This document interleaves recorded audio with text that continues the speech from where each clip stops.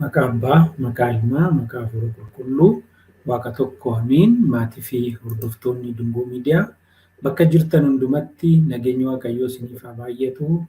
Akkam jirtu? Ameen. Umurii keenya irratti guyyaa kana sa'aatii kana dabalee karaa kanaan akka wal agarru kan nu gargaare Waaqni abbootii keenya Waaqayyoon keenya maqaan isaa bara baraaf kan ulfaate kan kabajame yaa ta'u. Egaa har'a ergaa abbootii phaaphaasootaaf mata duree jedhuun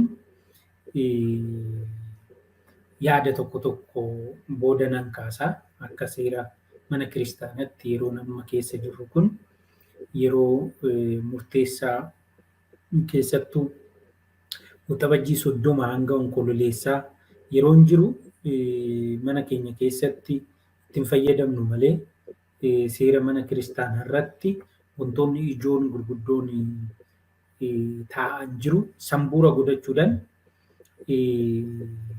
ergaalee gurguddoo 7 hangafa phaaphaasota kutaa biyya lallabaa sadarkaa addunyaatti jiraniif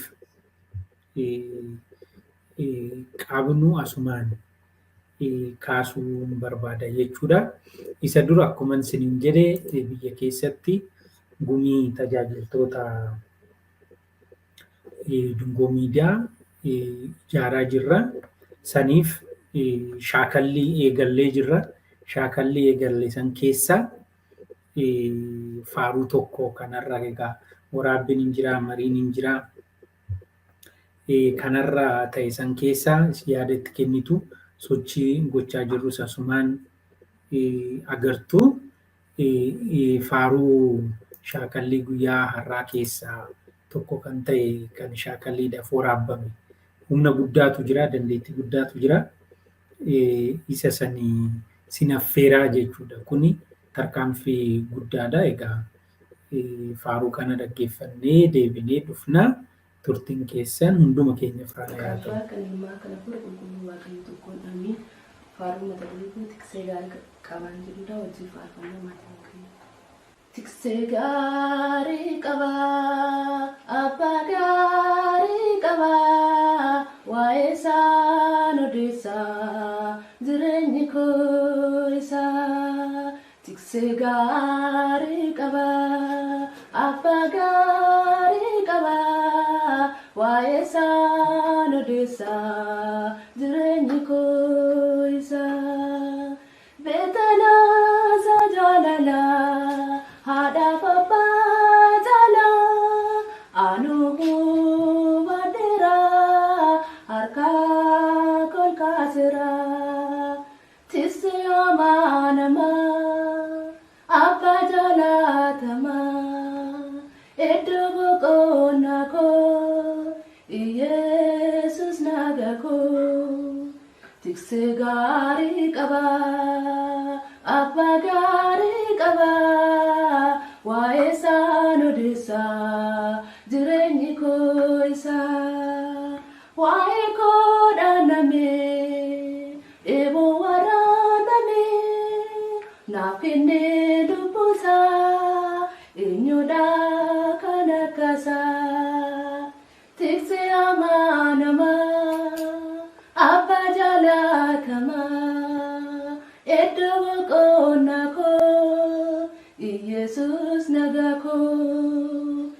tiksee gaarii qaba abbaa gaarii qaba waa'ee isaan odeessa jireenyi koo isaa naaf yaada hundarraa addaan ba'uu sarraa mo'eeraa onnee koo Yesus mootii koo tiksee amanamaa abbaa jaalatamaa iddoo boqonnaa koo Yesus nagaa koo tiksee gaarii qaba abbaa gaarii qaba waa'ee isaan odeessa jireenyi koo isaa michuu tokkoon qaba gocha salaalawaa Yesus jedhama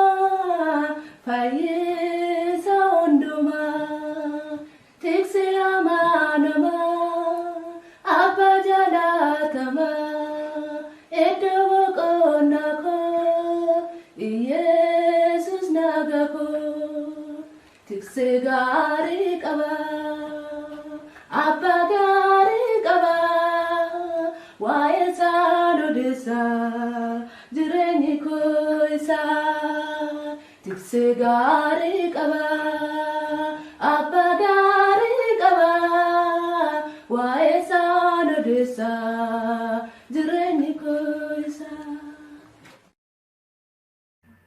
Amiin obboleettii keenya faarfattuu Abarraashiif Waaqayyoo faaruu ergamootaa nuuf haa dhageessisu bara tajaajila ishee nuuf haa eebbisu. Egaa obboleettiin keenya gumii tajaajiltoota dungoo miidiyaa biyya keessaa ishee takkaadha. Humna guddaatu jira, fedhii guddaatu jira. Kana qindeessinee of fuuldura waldaa harmee teenya Kidaanaa irratti maatii dungoo miidiyaa asitti kan dhaabnu ta'a jechuudha.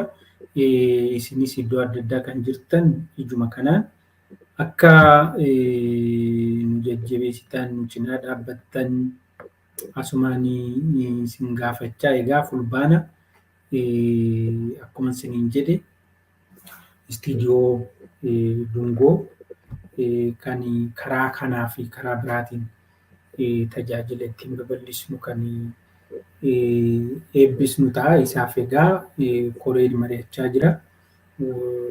Waan isaanirra ga'an guyyaanis deemaa jira waan ta'eef yeroo gabaabaa keessatti kan isin bira ga'u ta'a. Har'a egaa ergaa abbootii Phaaphaasota akkuma asirratti argitan sagantaan keenya har'aa mata duree ergaa abbootii Phaaphaasotaaf jedhudha kan qabanne asirratti ergaa qabnu gabaabseen kaasuu yaala. Akkuma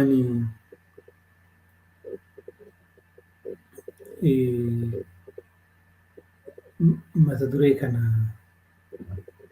yoo kaasnu baafata kitaaba qulqulluu irraa waan lama kaasneeti. Yeroon keessa jirru kun yeroo murteessaa waan ta'eef maalidha kan amantoonni abbootirraa eegan kan jedhu kaasuu barbaadeni. Qulqulluun Luqaas abbaan wangeelaa hojii duukaa bu'ootaa boqonnaa 20 lakkoofsa 28 irratti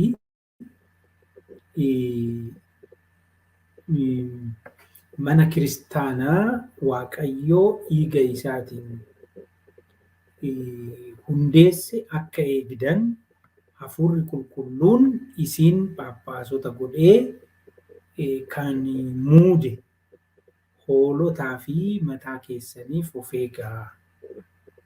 Egaa mana kiristaanaa dhiiga isaatiin qulqulleesse, hundeesse akka eegdan hafuurri qulqulluun Phaaphaasota godhee kan si muude hoolota isaa fi mataa keessaniif of eegaa. Egaa qulqulluun Luqaas jecha kana yoo barreessu karaa baay'eedhaan ilaaluu dandeenya. Kallattiidhaan garuu eebbifamoonni abbootiin keenya phaaphaasonni kan muudaman baafata kanarraa akkuma arginu waan gurguddoo sadiif tokko mana kiristaanaa akka eeganiif lama hoolota isaa akka eeganiif sadi akka of eeganiif wantoota sadan kana ofirraa qaba jechuudha baafanni kun. Eenyummaa mana kiristaanaa erga ibsee booda manni kiristaanaa dhiiga kiristoosiin kan hundoofte bu'uura raajotaa fi duuka bu'ootaa irratti kan hundoofte qulqulleettii akka taate asirratti argina. Kanarraa ka'ee mana kiristaanaa mana waaqayyoo akka eegdan akka tiksitan hoolota isaa fi ofii keessan of eegaa jedhee qulqulluun Luqaas barreesse. Qulqulluun Yohaannis immoo wangeela Yohaannis boqonnaa 21 lakkoofsa 15 irratti maal jedha? Waaqayyo hoolota isaa akka eegan akka tiksan amaanaa itti kenne. Amaanaa. Wangeela Yohaannis boqonnaa 21 lakkoofsa 15 irraa qabdanii yoo dubbistan qulqulluu Phexrosiin na jaalattaa si'a sadi jedhee yoo gaafatu qulqulluun Phexros akkasi jaaladhu ati hin beektaa jennaan hoolota koo bobbaasii ilmoolee koo bobbaasii yeroo lammaffaas na jaalattaa jennaan akkan si jaaladhu hin beektaa iyyanii jennaan korbeeyyii koo eegii yeroo sadaffaa irratti na jaalattaa jennaan eeyyen akkan si jaaladhu hin beektaa jedheen gaddaa chumaan Yesuus Kiristoos hoolota koo bobbaasi eegi tiksii jedhe. Abbootiin phaaphaasonni kan muudaman hoolota waaqayyoo akka eegan akka tiksan nyaata isaanii barbaachisu akka guutaniif akka kennaniif karaa akka itti agarsiisan dhaaltuu mootummaa isaa akka ta'an akka barsiisan akka gorsan muudaman. Kanaafuu tiksoota keenya eegdota keenya nyaachistoota keenya gorsitoota keenya araarsitoota keenya nuyi fi waaqayyoon walitti araarsu nyaata bara baraa kan ta'e dhugaatii bara baraa kan ta'e sagalee waaqayyoo dhiiga foon waaqayyoo nu laatu nu nyaachisu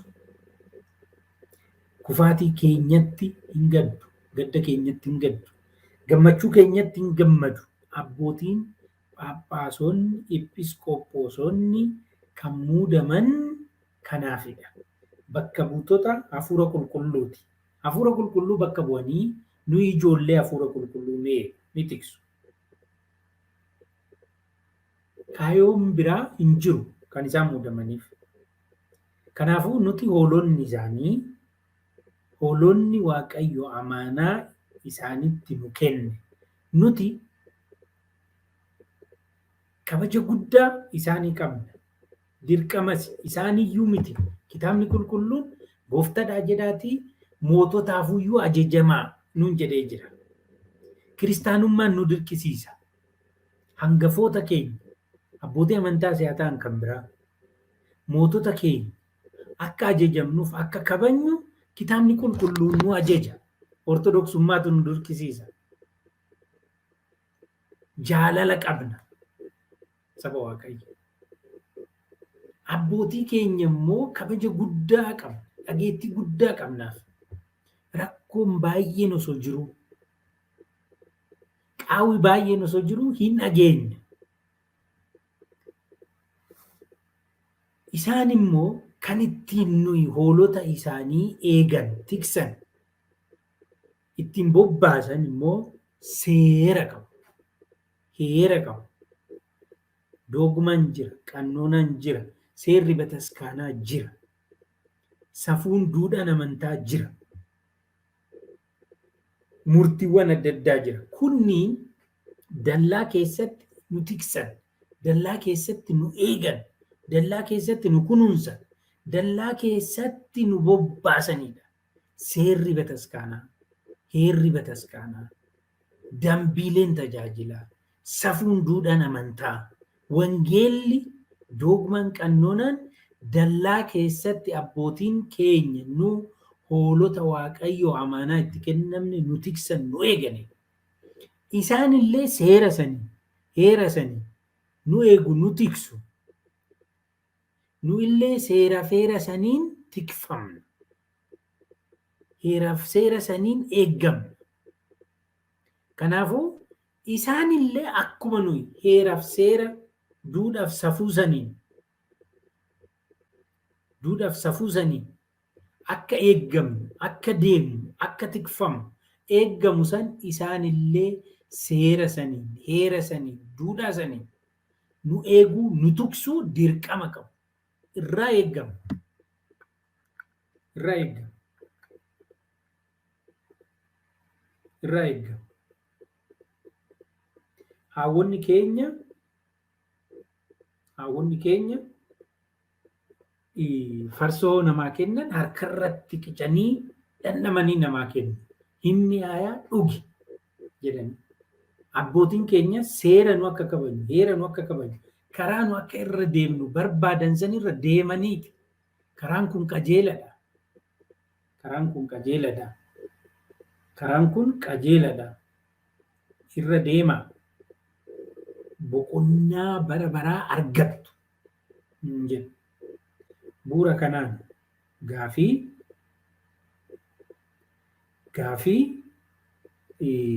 torba ergaa kan fakkaatu. Ergaa kan fakkaatu.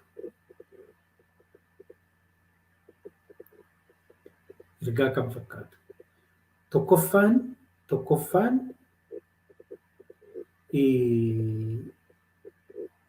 mariidha.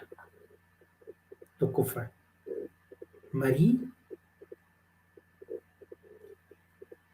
yaa'ii marii akka nu gaggeessan gaafanna. Yaa'ii marii. Luboonni fi amantoonni, hordoftoonni amantaa Ortodoksii baadiyyaadhaa haga magaalaa teenyee akka mari'an, akka haasofnu, keessa keenya akka himan, akka itti himan sadarkaadhaan hanga sadarkaa addunyaatti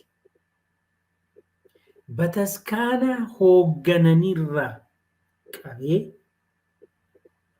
egaa abbootiin eebbifamoonni Paappaasonni gaafii kana kan isinii dhiyeessinu waan hunda sassaabdanii waan qabdaniif karaa keessanii malee wanti darbu, wanti socho'u, wanti deemu hin jiru. Kanaaf gaafa isin luka kaafattaa wanni hunduu sakaallamee kanaaf kanas irraa qaba. Piriinsiipaalii. Gaafiin kun abbootii muraasa immoo ni ilaallatu. Haala qabatama amma keessa jiru kanarraa kaanee ni ilaallatu. Abbootii biyya lallaba qabatanii amma jiran. Egaa episkooposonni haarofti hunda'uun eebbifamoo Abuna Niqoodimoos eegalanii jiru Harargee Bahaa irratti marii. Eebbifamoo Abuna Eelsaan Wallagga Bahaa irratti eegalanii jiru.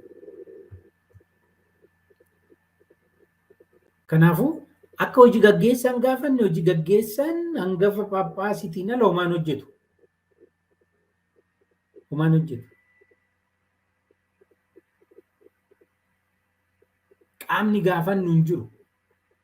Siniidha kan gaafannu waan ta'eef gaafii kana dhiyeesse. Gaafiin ergaan inni jalqabaa yaa'ii marii akka nuun qopheessitaniif biyyi lallabaa Phaaphaasiidhaaf akka haadha manaati. Biyyi lallabaa haadha manaa yoo taate manneen kiristaanaa biyya lallabaa san keessa jiran ijoollee isaaniiti. Kanaafuu ijoolleen isaanii abbaa isaanii wajjin mari'achuu barbaadu. Haasa'uu barbaadu. Ijoolleen baadiyaa cittuu keessa jiranii fi magaalaa keessa jiran abbaa wajjin mari'achuu barbaadu. Sadarkaa mana kiristaanattis mari'achuuf carraan qabu. Muree kan hodhu bulchaadha. Gurra kan qabu hin jiru.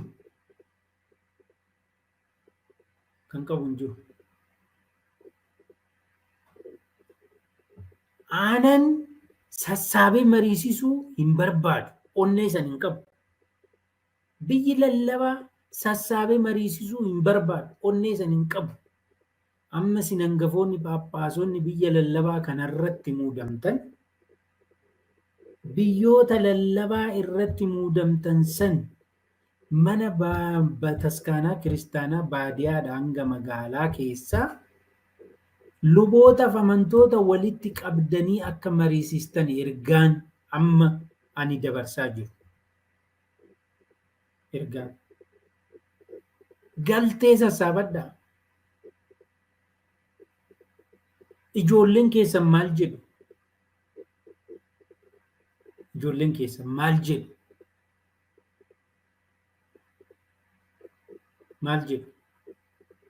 Akkamitti tajaajilamaa jiru? Akkamitti hoogganamaa jiru? Maal dhaban? Maal argatan? Galtee kana sassaabadhaa. Yeroon isaa amma. Yaa'ii onkololeessaa dura kana gochuun barbaachisaadha abbootii keenya.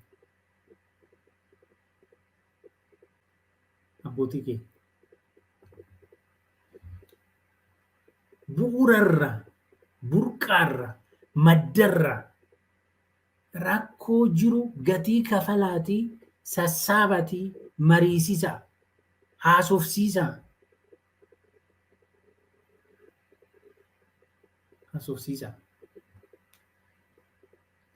Kana dhoorgattan lubootaaf amantoota. Qaalawaadirra hin jira. Waggaatti si'a 2 silaa sassaabdanii mariisisuu qabdan. Yaa'ii waliigalaa gaggeessitanii. Yaa'ii waliigalaa yoo sassaabdan biyyoonni lallabaa tokko manneenuma barnoota dilbataatu ignoor gootu. Hin sassaabdan. Sinitti dubbatu waan ta'eef. Dhugaa sinitti himu waan ta'eef. Haala qabatama manni kiristaanaa bakka bu'anii dhufan irra jirtu sinitti himu waan ta'eef. Dhugaa kana immoo dhaga'uu waan hin barbaanneef yaa'iin kun seerarra taa'ee jiraatus murtanii gattan. Hanga alagaa ta'utti jechuudha amanaa fi lubni. Kanaafuu seerarra jira, heerarra jira, dirqama qabdu. Yoo dhuguma quuqamni mana kiristaanaaf amantaa kanaa sinirraaf sin keessa jira ta'e bu'uura seeraa fi heeratiin amantoota luboota walitti qabdanii yaa'ii gaggeessitanii ragaa dhugaa odeeffannoo dhugaa qabatamaan lafarra jiru amantootaa fi luboorraa dhagaa. Maal amantootaa fi luboota qofatu badaa? Baqataa? Dhumni keessan maal taasise? Ragaa qabdu?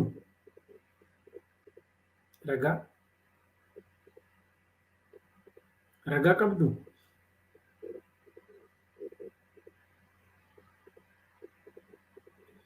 Tokko yaa'ii kana bakkatti deebisu.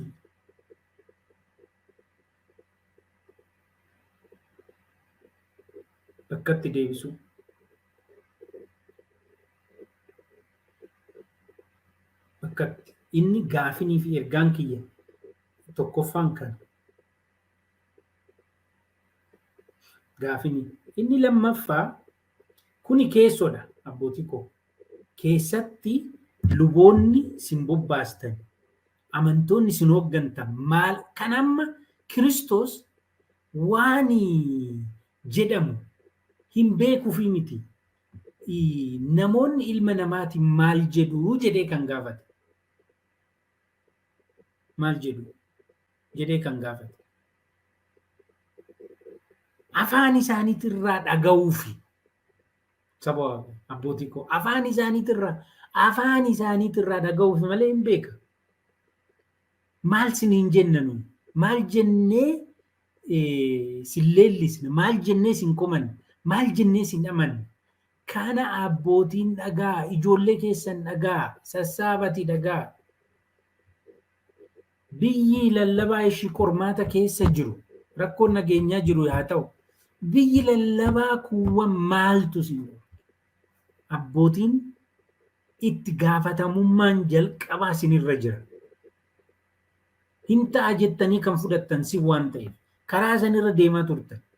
Kanaafuu ijoolleen keessan luboonni amantoonni waan siniin jedhan yaa'ii qopheessatii mana kiristaanaa tokko tokkorra. Yaa'ii manneen kiristaanaa, yaa'ii aanaa, yaa'ii biyya lallaba odoon gaggeessiin yaa'ii addunyaawaa kan onkololeessaa sanirra naqinaa. Faayidaan qabu. Bataskaanan fayyaddan. Hin fayyaddan. Tokko isa. Lammaffaan hojii sabquunnamtii qooda fudhattoota alaa wajjiniin jiru bu'uura godhadheen ergaa koo kanan dabarsu. Luboonni amantoonni bu'uura irraa waan jedhan erga dhageessanii booda immoo qooda fudhattoonni alaa mootummaan maal siniin jedha. Sadarkaa biyya lallabaatti mootummaan godinaa bulchiinsi magaalaa maal siniin jedha. Maal komiin isaa, maal qeeqa, maal immooyyuu galateeffata. Dhaabbileen amantaa biraa maal jedhu?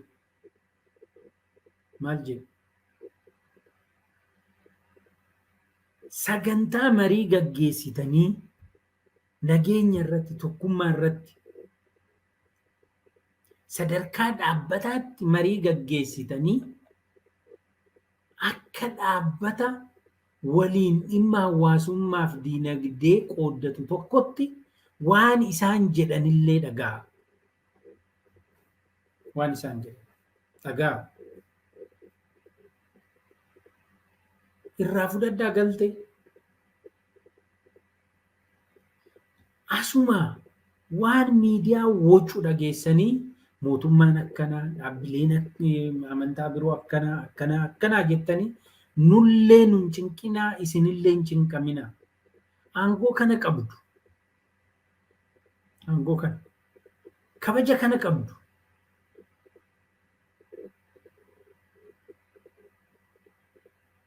Abbootii gadaa, haadholii siinqee, jaarsolii biyyaa, qaama mootummaaf miti mootummaa walitti qabdanii qormaata keessa jirru kana bu'uura godhachuudhaan maal jedhu? Maal nuun jedhu? Kana odoo hin godhin onkololeessa naqina. Hankaleessatiin adda waan ta'e hin murteessitan. Karuma kaleessaa sanirra deemu. Lubootuma walitti qabdu, hojjettootuma biyya lallabaa fi meebii sabakaa gubaa'ee manneen kiristaanaa tokko lamarraa bakka hin buustu. Maqaadhaaf saniin ala waan biraa jijjiiramni fiddan hin jiru. Kanaafuu amma ji'a 2 qabnaa. Ji'a 2 kana keessatti hojii bu'uura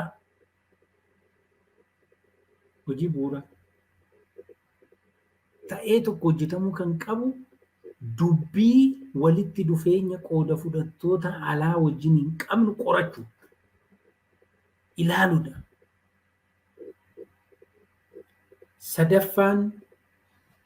eebbifamtoota abbootii keenya. Riifoormiidha. Dubbii riifoormiti. Wanni nutti mul'atu kun yoo isinitti hin mul'anne ta'e nutti hima. Dogongorree jirra yoo ta'e akkanatti ilaaltu. Akka itti ilaaltan kun dogongoraa nuun jedha.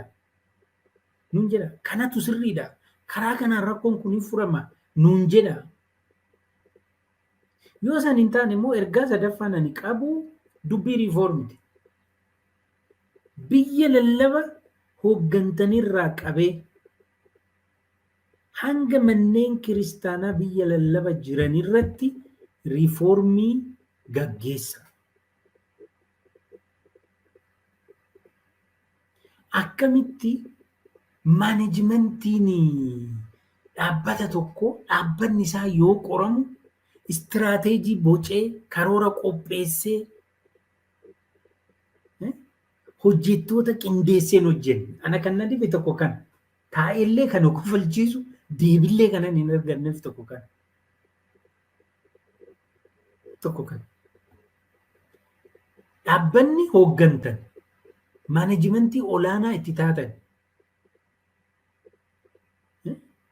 koreen maanajimentii biyya lallabaa, koreen maanajimentii aanaa, koreen maanajimentii mana kiristaanaa karoora ariifachiisaa kan yeroo gabaabaa exit istirateejii qopheessee bajata ramadee luboota fi amantoota qindeessee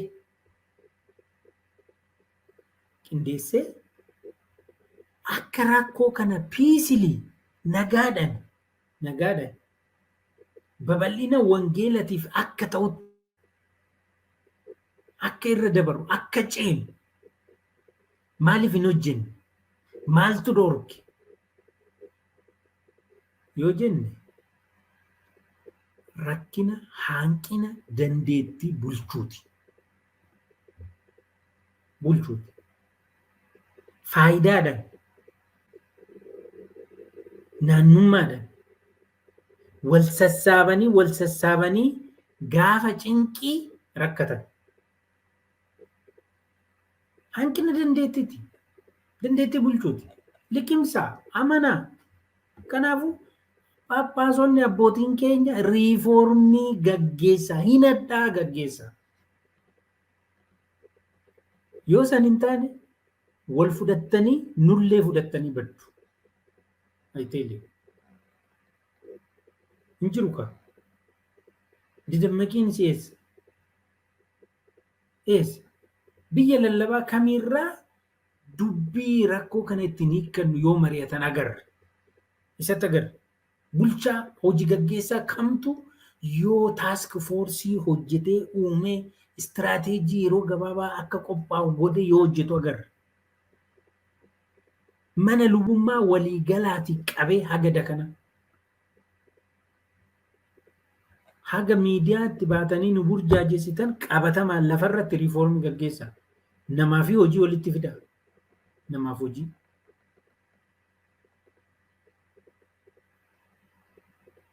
Namaaf hojii walitti fidaa.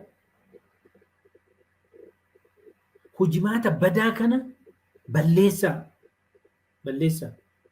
Riifoormii humna namaa fi riifoormii faayinaansii fidaa. Yaa'ii maan gaggeessine? Yaa'ii nageenyaa tokkummaa. Manneen baadiyaa kiristaanaa maan kakaasa? Bajeta qabdanirraa maarraman rakkoo hanqina dandeettii bulchiinsatu jira.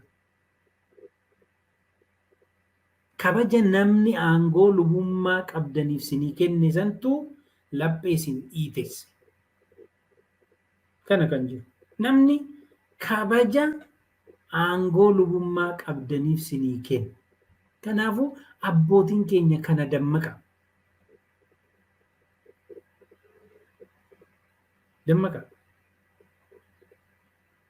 Kanaafuu riifoormii godhaa. Maanajimentiin taa'ee hojiin hojjenne maaliif hammattan?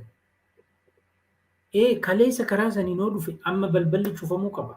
Bakka kanatti dhaabbachuu qaba. Taask foorsii dhaabnee rakkoo keenya keessa onkololeessa amajjii kan nu eegale kunoo hanga hagayyaan wajjin jira.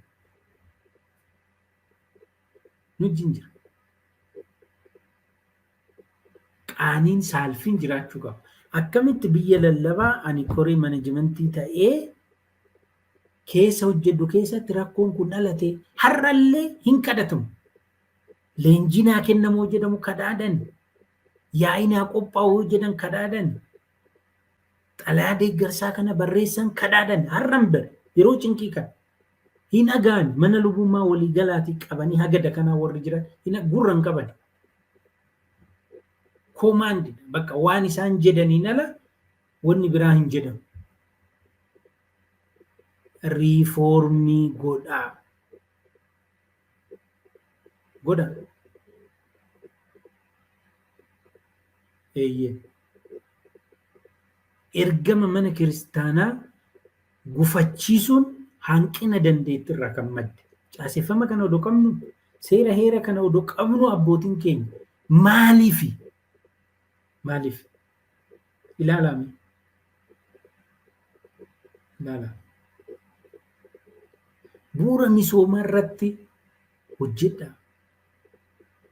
Bu'uura misoomaa irratti. Kakaasaa dadammaqsaa. Kanaafuu riifoormii hojjedhaa. Bakka hingaa kana caalaa wanti eegnu homtuu hin jiru. Ifa ta'ee bahee jira. Nama ga'umsa hin qabne biyya lallabaa jechuun godina jechuudha. Itti gaafatamaa godinaa gootan. Kutaa barnootaa gootan. Bulchiinsa humna namaa gootan. Kanaafuu amma riifoormii gaggeessaa. Riifoormii gaggeessaa. Abbootiin. Namaaf hojii walitti fidaa. Hin addaa. Ciniinnadhaa. Gaafa san humna horannu. Gaafa san. Riifoormii jechuun immoo dirqamaan nama biyya lallaba keessaa ari'uu, nama aanaa keessaa ari'uu, nama mana kiristaanaa irra jiru ari'uu jechuu miti. Miti. Walitti fiduudha. Walitti fiduudha. Maal hojjechuu danda'a namni? Eenyutu hojii gaggeessaa? Eenyutu barreessaa? Caaseffama akka keenyaan bar eenyullee hin qabu. Riifoormii namaaf hojii walitti fiduu.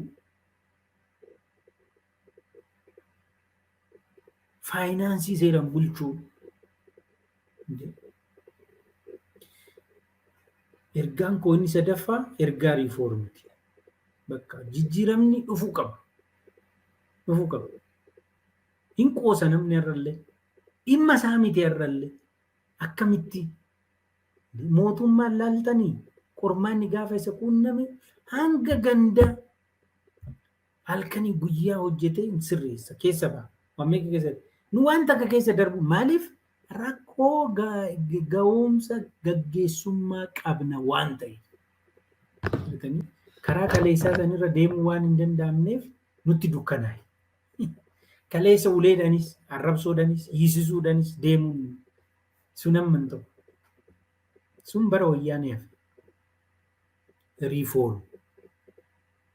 Riifoorm. Nama fidaa hojiitti. Namaaf hojii walitti fidaa. Yeroon kun yeroo murteessaadha. Bara paappaasummaa keessan akkana ta'ee jedhamee barraa. Biyyi lallabaa kun manni amantaa tun. Kanaafuu manni lubummaa walii galaatii qabamee hagada kana gamaggamni cimaan hadhaawaan taasifamee riifoormii keessa galamuu qaba. Egaa manneen amantaarraa lubootaa fi amantootarraa galtee sassaabattanii qooda fudhattoota alaatirraa galtee sassaabattanii bu'uura kanaan riifoormii gaggeessu gaafii ka'u yaada ka'u san karaa gituu ta'uun immoo riifoormii gaggeessuudha. Hojii gaggeessan eenyu osoo ta'e komii gara qooda fudhattoota keessaaf alaatiin ka'e kana deebisna. Yaada nuu kenname kana hojiitti hiikna kan jedhu taa'anii hadheeffatanii hojjechuudha. Kuni mana lubummaa waliigalaatii qabeetidha gada kana. Inni afraffaan tajaajila afaaniiti. Ergaan koo. Tajaajila afaanii isin seera kan baastan isin tole baastan fooyyessin jettanii tole fooyyessitan nuu fooyyessaa hin jenne hin jenne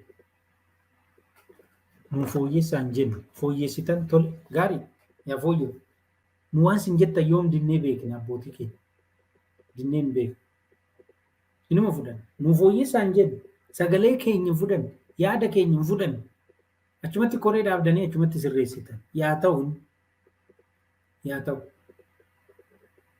fooyya'e kan jedhamu bakka kam akka fooyyessitanis agarre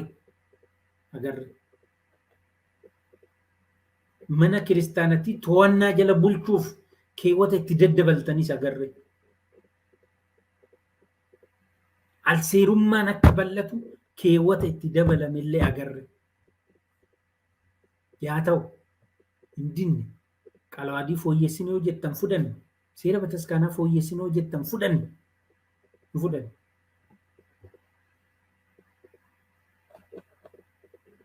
dhimma afaanii seeraan dambiidhaan murtiidhaan kan teechise sin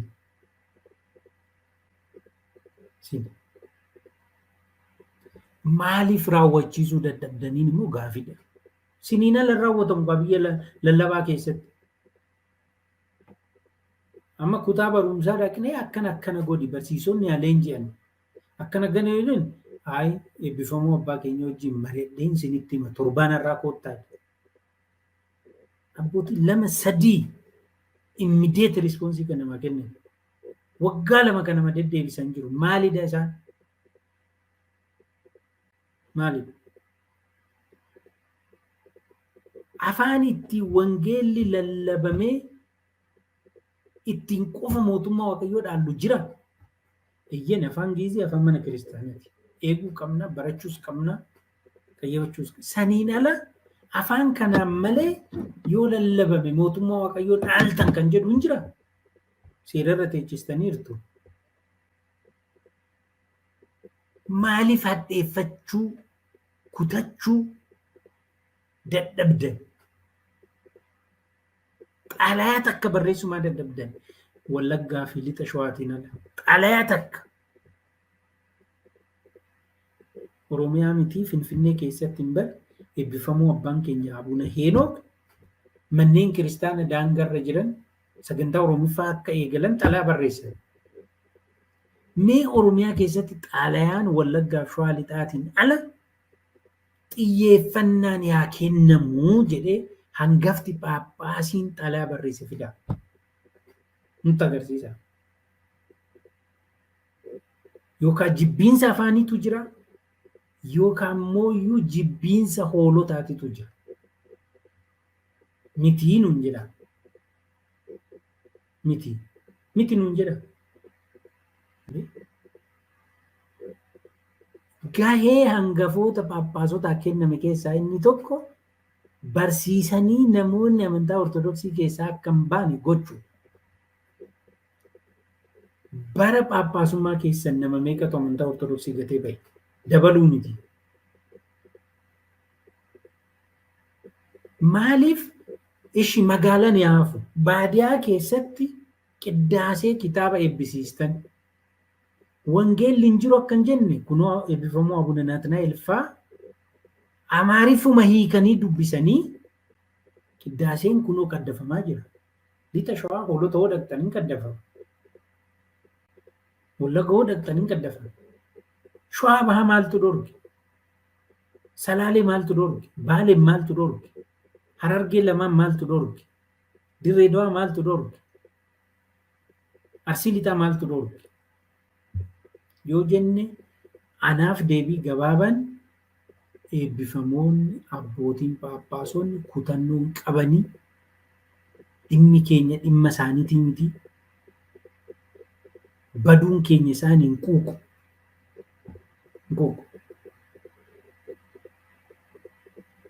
Maaliif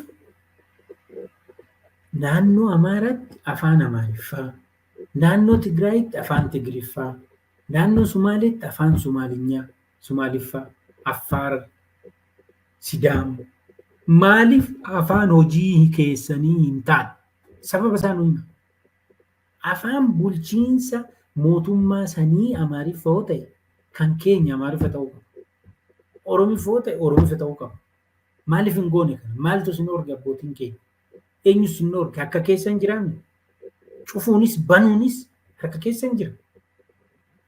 Harka keessa. Qajeelfama kennitanii aanan mana kiristaanaatti, manni kiristaanaa kutaa lallabaa, kutaa sanbatta birti beetiitti, lubootatti qajeelfama akka kennu, humni namaa akka oomishamu. Maaliif hin goone? Maaltu dhoorge? Mee ji'a lama kana keessatti calqaba eegala nutti agarsiisa. Hiikan inni qabu akka isin ilaaltan kanaa miti. Ija amantaatiin ilaalamaa jira kun. Bakka maal goona ree?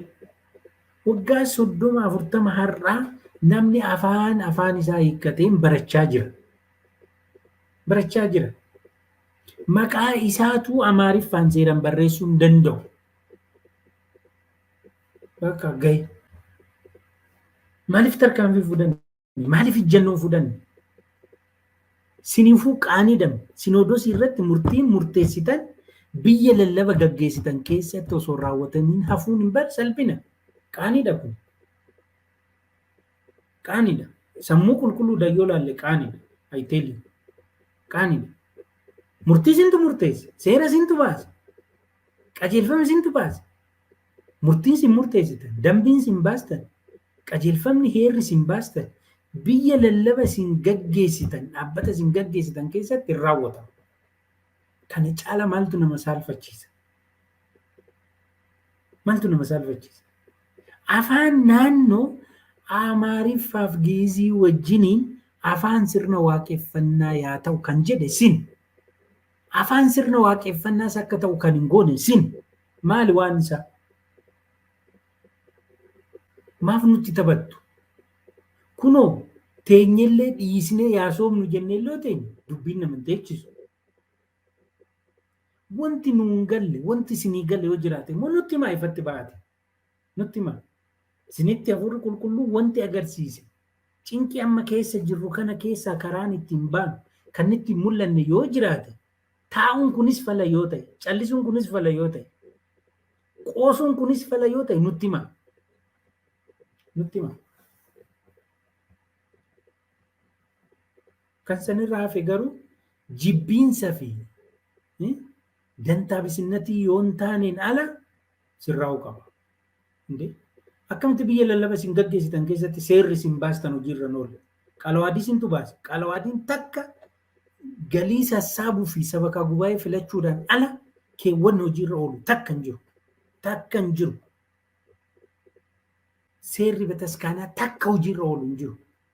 Murtiin sin waggaatti see lama wal geessanii murteessitan takka hojiirra oolu hin jiru. Maaliif? Maaliif? Hanqina maallaqaa qabnaa? Hanqina humna namaa qabnaa? In kadhatamtanii maal abbootiin keenya? Mee kanaa hojjennu jedhamee piroojeektiin biyya lallaba keessan hin galle maaltu jira? Hin jiru. Hin jiru. Baduu hennaa maaloo akkanaa ta'u kadhaadhaan hin hojjetamu. Kadhaadhaan. Maal waan ta'eef eenyusi? Maal waan ta'eef? Ija bataskaanatti dhufamaa jira. Sababa waan hunda sassaabdanii deebistanii saqaaltanii. Ana akkanatti allaala. Maalidha quba alatti qabuun? Quba alatti qabuun. Qorachuudha, ilaaluudha adeemsa keessa dhufe. Abbootiin tokko hadheeffatanii oduun kana godhee biyya lallaba kiyya nan jijjiira. Hawaasa koo nan tajaajila jedhanii kan waggaa miti waggaa 25 karoora qopheessanii piroojeektii qopheessanii yoo socho'an kuwwan sababni isin harka marattanii teechaniif maali? Akka barbaadan kan taataniif maali? Kiiloo 5 keessatti mana keessa qubattan malee mana keessa jiraattanii miti qaqqabdan. Iddoo qubannaati. saba tokkoof kan biraatiif yoo dhuftan iddoo qubattan iddoo keessa jiraatanii miti. Haadha manaa ofii gatee abbaan manaa ala hin bulu. Hin bulu. Biyya lallabaa keessan gattanii maal gootu Finfinneedha? Maal gootu? Bu'uuranni tajaajila eebbifamoo Abuna Zeenaa Maarqos hin barbaadu? Qiddaasii isaanii hin barbaadu? Lallaba isaanii hin barbaadu? Gorsa isaanii hin barbaadu? Gujii, Booran, Mattuun, Ilubbaa Boor, Baddalleen gorsa barumsa qiddaasee eebbifamoo Abuna Istaatiyoos hin barbaadu? Maal gootu Finfinneedha? Abuna Inxoos barumsa isaanii hin barbaadu? Abuna Yaareed barumsa isaanii hin barbaadu? Barumsa isaanii hin barbaadu? Sirraa'uu qaba kun. Sirraa'uu qaba. Akkamitti kiyyoo ittiin bannu qopheesse? Afaan kun hin bar waan nama saalfachiisu foorzaat maatar. Gaafiin afaanii nama saalfachiisu. Ani akka nama tokkotti nan saalfadha. Hin kadhatama namni hin kadhatama. Torbaanitti gaafa tokko isaa kan biraa gaafa tokko maal ta'a? Bataskaana keessatti kadhannaan faarfannaan barumsi Oromiffaan akka ta'u hoo godha maal ta'a? Mana kiristaanaa santu diigama moo? Maleekotatu lolamoo? Waaqatu lolamoo? Wangeelatu cufama? Barsiisaa akka hin jenne barsiisaa qaxarree qabna. Rakkoo maallaqaa hin qabnu. Rakkoo seeraa hin qabnu. Rakkoo kutannoo keessan dhabne. Iyyeen rakkoo kutannoo keessan dhabne. Akka dabarree hin deemne waan baay'een nu qabe. Gaafa garuu dubbiin gara dhumaatti dhufte dabarree deema. Abbaatuuf mara jedhe boofti. Kabajni keessan harka keessanis jira. Harka keenya qofaa miti. Harka keessanis jira. Harka keessanii kabaja buustanii nu harkaan barbaadina. Nu harka. Kana afaanii wal qabate saba wayiitu guuruu hin dandeenye. Humna namaati maan oomishne maaltu sun dhorke. Kawaala qabdu biyya lallaba tokko keessan keessa. Kawaala meeqatu Tigraay hin jira? Ijoollee Tigraay keessaa filatanii. Oromiyaa keessa kawaalli biyyi lallaba kawaala hin qabne hin jiru. Ijoollee filatanii. Oomishuun kan keessan, oomishiisuun kan keessan. Namni haga garaan isaa gara duubatti naanna'utti qarshii bataskaanatiin dhugee nyaatee bashannana. Wangeelli hin babal'atu. Kana sirreessuudha kaa. Eenyu sirreessa kana? Eenyu sirreessa?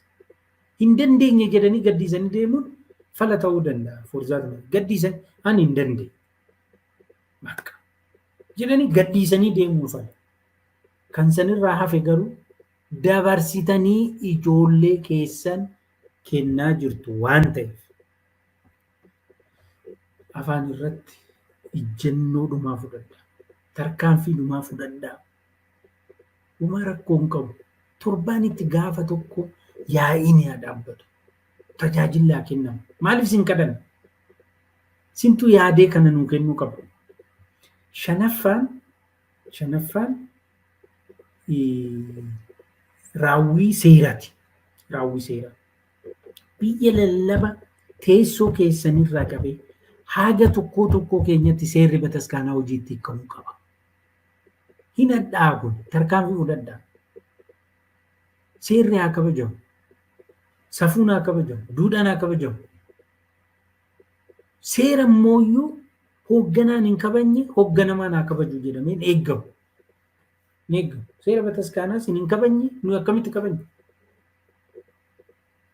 Qaalawaadii keewwata 65 irratti sinirraa eegala kabajuun. 65 irratti dubbisaa. Qulqulluu paatraarikii irraa eegala. Hin rakkanne bishaan oliyyaa ol yaasa. Hin gubanne. Gubaa nu gubachaa jirru gubachaa hin jirtan. Hin jirtan. Seera. Bulchiinsa humna namaa. Faayinaansii. Tajaajila. Seera. Dambii. Qajeelfame. Hojiirra akka hiikamu godhaa. Jaaffaan kabaja ayyaanati. Jaaffaan ayyaana mana kiristaanaa keessattis ayyaana dirree irrattis jiru. Amma fuuldura keenya amma ayyaana damaraa kabajuutti deemaa jirra. Silaa har'arraa qabamee irratti hojjetamuu qaba. Namni dhimma kanaan qabu. Torbaan tokkodhaaf sanuu mootummaatu waama. Mootummaatu kabaja ayyaana damaraatiin wal qabatee marii waan gaggeessinuuf guyyaa kana koottaa jedhee mootummaatu waama.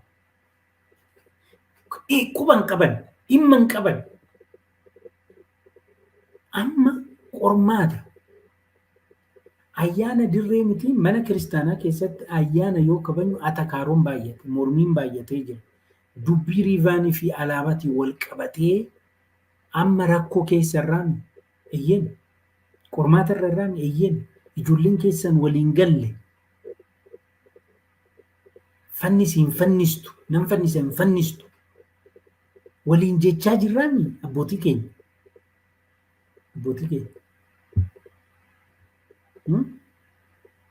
Maaliif qaama dhimmi ilaalu wajjin mari'attanii irratti walii galtanii qajeelfamni tokko sadarkaa mana kiristaanaa sin jala jiru hundumatti darbee nagaadhaan ayyaana keenya akka kabajannu maangoon ni maaltu sin oolu? Kaabinee godinaa wajjiniin akka mari'an maaltu sin oolu? Kunoo silaa waggoottan 3-4 darbe kana bakka sin jirtanitti rakkoon jira. Agartan ija keessanii. Furmaataaf garuu gaafa takkan hojjenne maaliif? Torbaan tokkodhaaf waan eegee mootummaa waan godhoodhaaf isin waama. Bakka akkana godhaa rakkootu jira. Alaabaa akka fuutanii baane hoo barbaadan alaabaa biyyaaf naannoo fannisaa jedhaa toleettanii dhuftu warra sin gadi jirutti mariisiistanii naasofsiistanii dhumarra qaamni seeraa fi uummanni walitti hafa sin gidduu dhaabbatu. Qumaarra akkanaa dhaabbachuu qaba. Mari'attanii har'a waamtan sadarkaa godinaatti mari'attanii waan irratti walii galtan san nuti ijoolleen keessan jaalalaan gammachuudhaan ayyaana daamaraa guushii dhuganii garagarchaa cabsatanii gammachuudhaan kabajatan san hin bar gammachuu dhabne. Maaliif hin goone kana? Maaliif hin goone? Moo hin barbaaddu walloluu keenya kana gamaa gamana dhaabbachuu keenya kana? Humna keessanii oloo ta'e immoo gara sinoodosii maaliif fuutanii hin deemne miseensa itti waamamni keessan waajjira qulqulluu sinoodosiitii fi qulqulluu sinoodosiitiif maaliif hin goone akkas? Waan takka rakkoo bataskaanaa mee furree jirraa qormaata kana furree jirraa ani biyya lallaba kootti kana fureen jira aana irratti kana fureen jira mana kiristaanaa kana fureen jira ijoollee kootiif deebii kana kenneen jira jedhame afaanii deebii afaaniin deebise bulchiinsa gaariidhaa deebii bulchiinsa gaariin deebise dhimma tajaajilaan deebise kunoo dhimma nageenyaa dhimma tokkummaan deebisni maalidha? Maaliif? Yookaan garuma dura dabtaraa sanitti deebinu keessa gabasii liqa daakonni faggaafaariin nu bulchani nu dhiistu yoo hin ta'u jettan immoo seeraan hooggana nu bulcha ba'aa nu godhina shakkamtoota nu godhina. Warra Pirootestaantii agartanii waggoottan dhufan keessatti nama miliyoona 25 akka gooftaa simatan goonaa jira. Yoom akkanatti proactive ta'an yoom ta'an akkanatti moo faallaa isaati keenya sochii waggoottan dhufan keessatti nama miliyoona 25 ortodoksii keessaa hin baasisnaadha. Hin galchinoo ta'e immoo karaan kanaan miti. Karaan barsiisuudhaan bulchiinsa gaarii diriirsuudhaan hanna faayidaa foonii naannummaa siyaasa amala ortodoksummatiin ala waan jiru duguuganii baasuudhaan nuyi mana kiristaanaa keessa kan nu jiraachiste. Inni jaaffaan kana ayyaana dirree fi awda miratii irratti rakkoon jira hin beektu dhageessanii jirtu gurraa qabdu ija keessan argitanii jirtu furaa. Maaliif suna fannisa? Maaliif kun hin fannifamu jedhu? Ijoollee keessanii minu lamaan bakka tokkotti fiddanii waan sirrii, waan hoolota hin rifachiise, hin ariine, hin baqachiise akkan hojjenne maaltu isin dhorke? Moo gaheen keessan mindaa qofa kafaluu? Kana ergaan kiyya tokko. Dhimma damaraa har'a mari'achuu isinirra jira. Har'a mari'adhaatii giddu galeessatti waan walii galtan isin gara caaseeffama keessaniitiin mootummaan gara caaseeffama isaatiin gadi haa bu'u.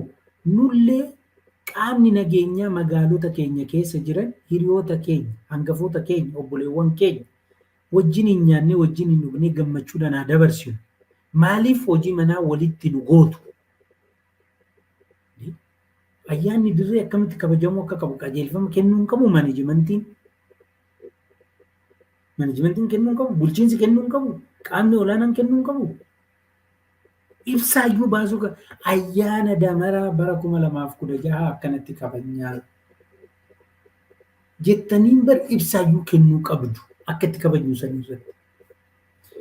Inni torbaffaaf inni dhumaa karoora fi gabaasa.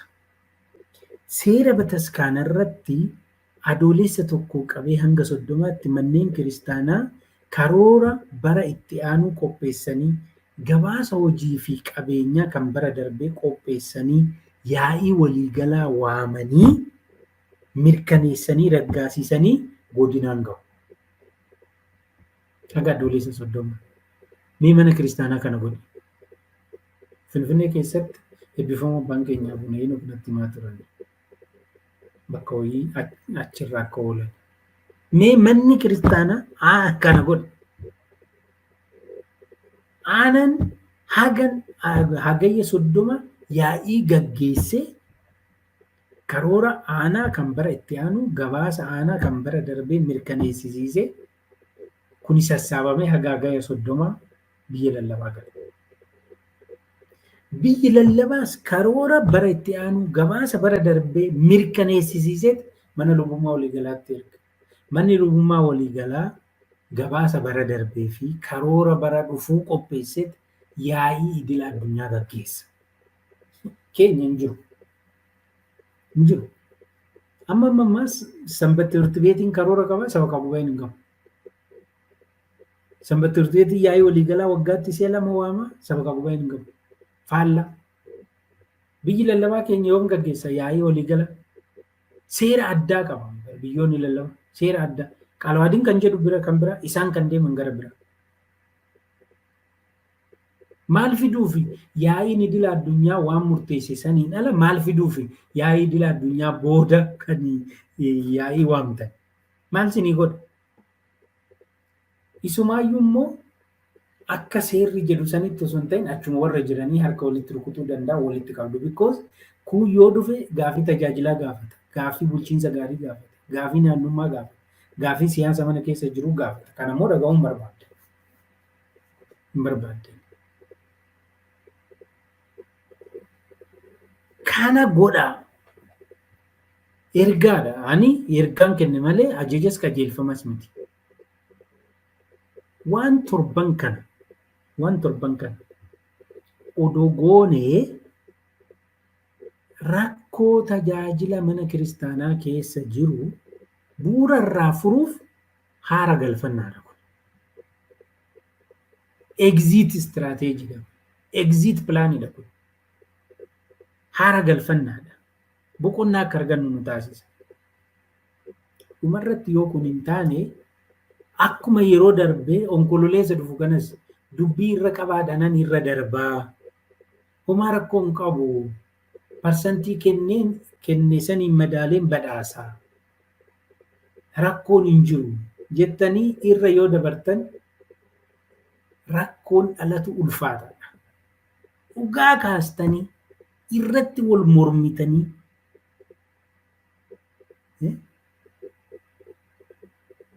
waan ceepha'uu qabdan ceephoftanii seenaa hojjechuu qabdu abbootiin keenya.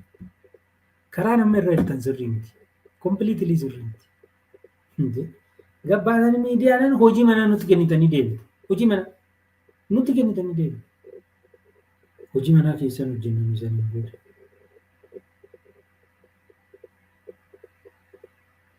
Hojii manaa. Amma yeroo darbe barreessaan olaanaa dubbii achitti kaasanii mari'atanii fixanii guduunfan miidiyaa irra qabbaasanii immoo akka haarawaatti ta'a. Maal jechuudha kun? Kanaafuu dhugaadhaan kan hojjettanii dubbii odoo irra hin dibiin ifaan rakkoo nu uumne kan isaanii teettanii rakkoo isin uumtan keenya jettanii odoo irra hin dibiin dhugaa dhodhoostanii baastanii akka boqachiistan nu boqachiistan ergaa koon dabarsa. Ergaa koon. Amma nuti amantoonni fi luboonni hojii ortodoksawaa hin taane alseerummaadhaan itti adeemamu kun nu nuffisiisee jira.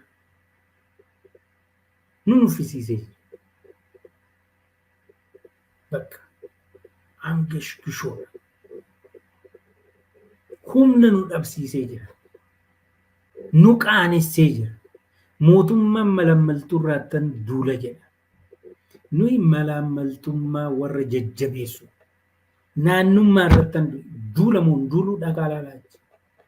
Ani anan dhageenya. Nuyi immoo naannummaa lafa qabsiisa.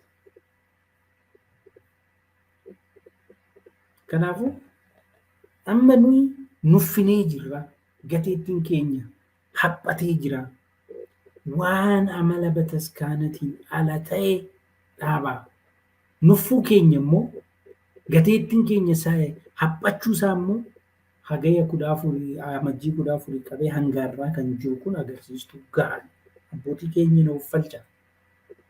Dirqisiiseen ol yaase bishaan. Ergaa koo torban kana dubbadhe. Dungoo miidiyaatiin gara keessan ergadhe. Yoo bishaan kaaste naa fudhadhaa. Yoo bishaan kaaste. Abbootiin immoo iyyuu haala mijataa hin qabne guyyaan kun hin darba obsa.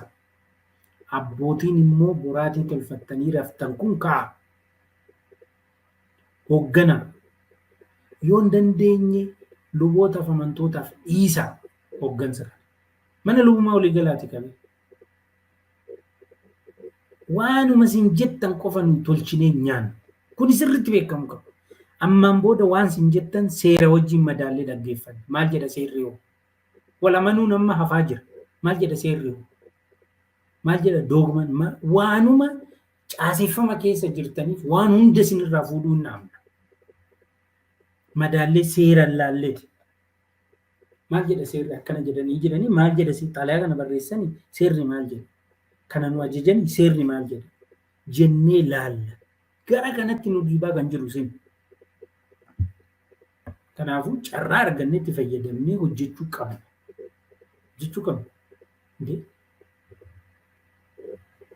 Waaqayyoo inni araara isaatiin, Waaqayyoo inni gargaarsa isaatiin hunduma keenya faana haa ta'u eebbi keessan illee nurraa hawwuluu na uffalchaa. Kuni Dungoo Miidiyaa sagantaa idilee kan sanbata guddaati. Hordoftoonni keenya egaa gara yuutuubii kanaan qofa dabarsuu eegallee har'aadha namni hammi tokko seenee ilaalaa kan jiru baratamaa deema. Piroodakshinii eegaluuf immoo gumii tajaajiltoota Dungoo hundeessaa jirra. Duratti faaruu tokko sin affeereen jira.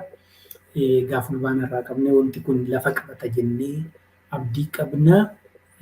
Bakka jirtanitti nageenya Waaqayyoo hunduma keessan faana yaa ta'u jalqabsiisee kan xumursiise Waaqayyoo kan ulfaate yaa ta'u ulfaadhaa jiraadhaa. Waaqayyoo mana kiristaanaa keenyaaf nuuf biyya keenyaaf nageenya nuuf haa kennu. Bakka jirtanitti Waaqayyoo hunduma keessan faana ta'u yeroo biraa sagantaa biraatiin deebinee gola garruutti maqaa Abbaa Ilmaa Hafuura Qulqulluu Waaqa tokkoon. Ameen.